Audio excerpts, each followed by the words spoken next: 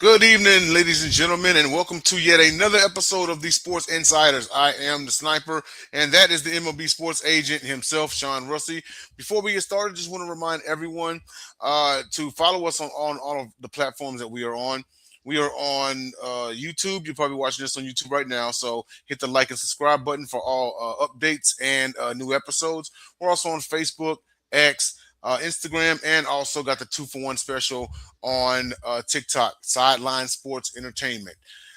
So, with that being said, and also pay very close attention here in a few weeks because the crew will be down there in the Bay Area covering Super Bowl week for 2026.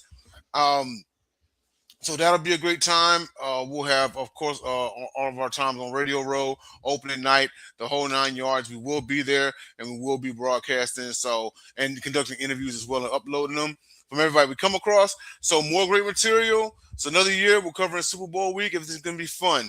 So Sean, how's everything going tonight, man? No, everything's going good, man. We had a great national championship, so everything was going good. Absolutely, absolutely, man. How about that too, man? Like the Moses, isn't it crazy that Indiana won a natty before Oregon?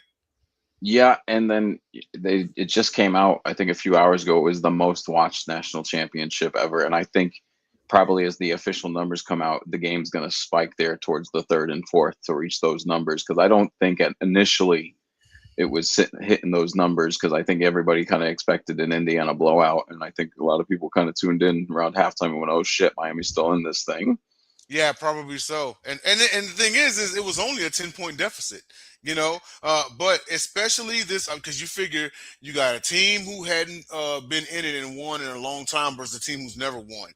And they So were the home team essentially. So it was mhm, one of the things that I think kept Miami in it was the crowd because they went in as almost 9 point dogs until the last day that the spread kind of moved a little bit thanks to moved to heavy 7. betters on Miami. But man, to be 9 point dogs even in a home game that's a tough win to go get. Yeah, it is. You're going against the 15-0 Big Ten champions and a Heisman winning quarterback. That helps as well. But this especially kills the narrative of, oh, there ain't going to be any ratings if the SEC ain't in it. Oh, there ain't going to be any ratings if Alabama's in it. Well, the SEC was nowhere to be seen. And for the third straight year, a Big Ten team has won a national championship. You know what's so funny that I was thinking about is Sean, if you took a break from watching college football for like the last 7 years, or let's say you woke up out of a coma, right? And you were catching up, and I told you, hey, for the last 3 years straight, a Big Ten team won a national championship, a different Big Ten team. You would believe me if I told you Michigan. You would believe me if I told you Ohio State. But would you believe me if I told you Indiana? Especially if I didn't understand the portal and other things that have changed the landscape here. I don't think anybody would ever, at the beginning of the season go, Indiana's a contender. Exactly. Like if you would like if coming into the season, right? It was to be said, okay, a Big Ten team is going to win a national title this year, but not Michigan or Ohio State. What names would have been thrown around? Penn State, especially since they still had James Franklin. Michigan State maybe could have a shocking year, or even the new incoming teams like maybe USC Yeah, or I mean, Oregon the even. great thing still right now, at least the way it's set up, is you can win your conference. You can do shitty out of conference and win your conference and still get in there. But I think the Big Ten, kind of like the SEC, it's iron sharpens iron. So by the time they get to the playoff, not that the ACC isn't up to par because Miami clearly showed they were at throughout the whole tournament, but some of these conferences are just built differently, and I think that's kind of what we're going to see more going forward. It's going to kind of lay into what we do tonight. I think the competitive balance, unfortunately, is going to swing towards these bigger conferences even more. Yeah, indeed. One can only guess what the Pac-12 is going to be next year. But with that being said, we're going to go ahead and go because we're not talking about. We had a nice mini convo about college football, but tonight's about Major League Baseball. Okay, so we all have seen that Kyle Tucker. What is it? 60 million a year he's getting. Yeah. King Tuck is now a Dodger, and he is being added on to an already stacked roster. And it seems like the conversations are getting louder about should there be a salary cap in baseball? And if you're the ones asking it, well, funny you mentioned that. So The top 10 tax teams by cap number. The Dodgers, of course, lead the pack with 400. Man, they're they're almost 200 million clear of the second place team. They're at No, it's 420. crazy the amount of money they're spending. It is absolutely. It's 429 million. Then you got the Blue Jays at 289 million, Phillies at 284 million, Mets at 262, Yankees at 254. They're in the middle of the five. Or the 10, excuse me. The Red Sox are at 276 million.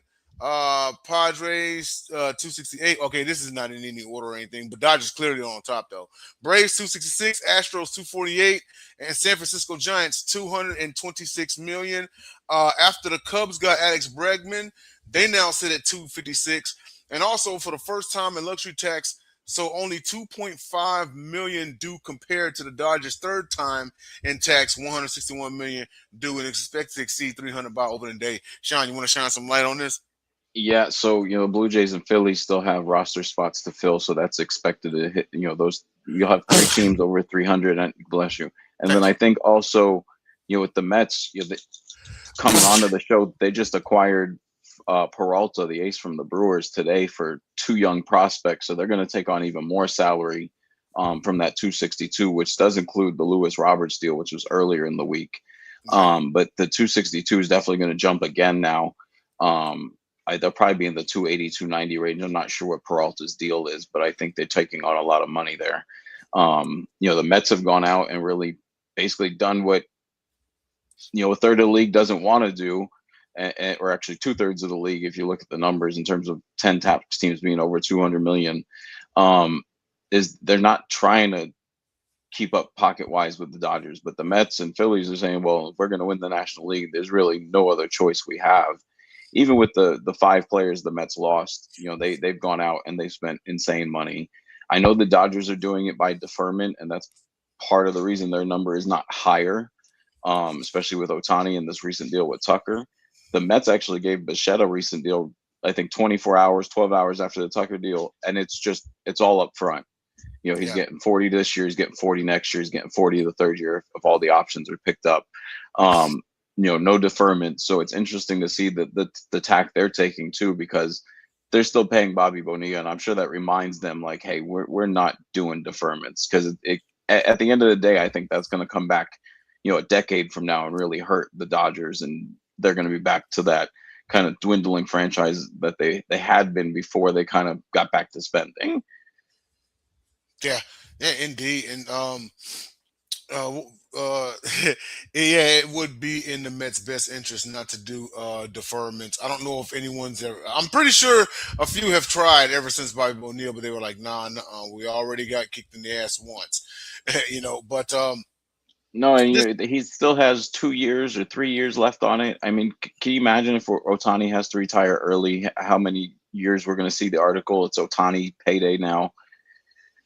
yeah, every single year because they already have Bobby Bonilla Day. I think it's like July the 7th or something, Yeah. and it's going to be a there's going to be clearly a Shohei Otani Day. At least our next topic, and that is how the luxury tax affects player acquisitions. Um, oh wait, I'm sorry. Back to the last one real quick because I forgot to do the bottom five. The bottom five, these guys are they're not even at 100 million. So you got the Guardians at 78 million, Rays at 76, Cardinals 67, National 67, and the Marlins at 60 million dollars. The funny part about that is one, two, three. Well, no, not the Cardinals, not the Nats, the Marlins. Yeah, three of these five were playoff teams. Yeah, the Marlins were right in there, fighting to the end. The Rays, they were under 500 this year, but they've done amazing things with that number before. Mm-hmm. I believe they were 75 and 86 or something, or 76 and 85, somewhere around there. Mm-hmm. The Well, man, Guardians obviously won their division, but really out of those five teams, you could look at it and be like, only the Guardians really had a successful year at 80 million this year. right. The Cardinals just shipped off Nolan, so they're gonna that number is gonna drop even further. Now I assume they'll retool here soon. But again, it's just one of those things where you're seeing owners push back against, okay, we're going to have a 250 million payroll and have a tax bill due at the end of the season and still maybe not make the playoffs. Yeah. And I don't know, I don't think this is the Cardinals' way. I think they're kind of an outlier here because of what we've seen from them in the past in terms of success. But I think you could look at the Marlins, the Rays, and the Guardians and be like, this is kind of how they have to win. They're Mhm. not in a strong market. They've got to develop guys. They can afford a star or two, but the rest really has to be in-house development. Yeah, pretty much so. Okay, and so going on to our next topic now, finally, is how luxury tax affects player acquisitions. So you got the Mets after, like for example, the Mets after Lewis Roberts, they hit the third time taxpayer bracket. So any player acquired at this point could cost the Mets 110%. Same with Dodgers, Phillies, and the Yankees, as all are three-time luxury tax payers. But Roberts makes 20, will cost the Mets 42 million. And the owner reaction to it, owner sentiment after Dodgers acquisition of Tucker is that it will only make firmer the stance a salary cap is needed to reset the competitive balance of the sport. Now, there are some people out there, shout out to JB Ellis, who see nothing wrong with this. But keep in mind, our guy JB Ellis is a Yankees fan. He and the Yankees benefited from this in the 1990s, you know.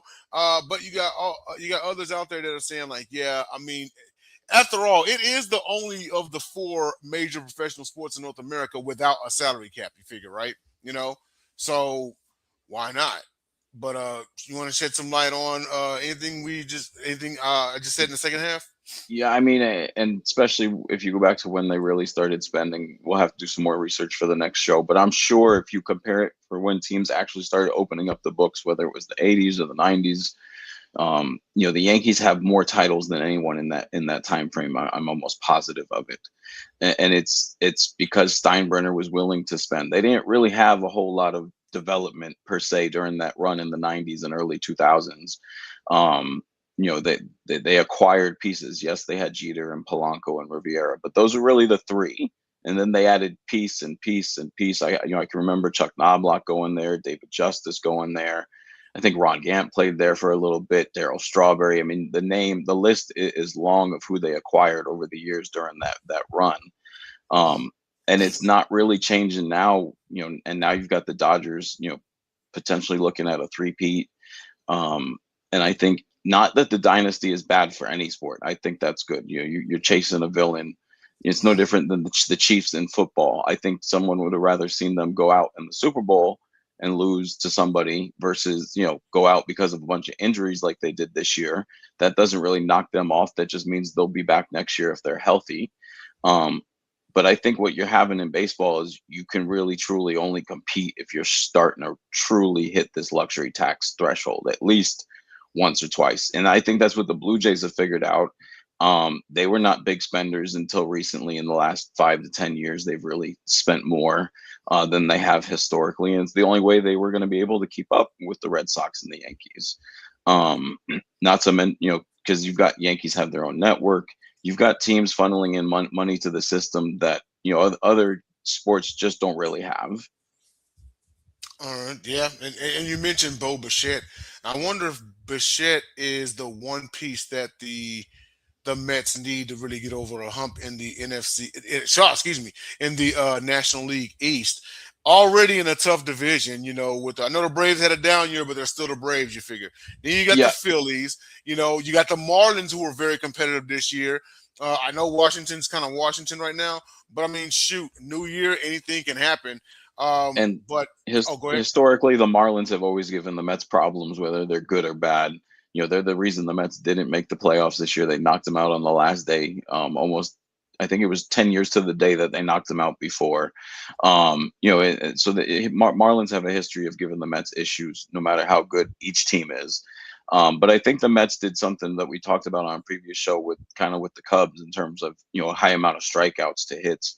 Adding Bichette, adding Polanco, adding Marcus Simeon, you've solidified more hits in the lineup versus power and strikeouts.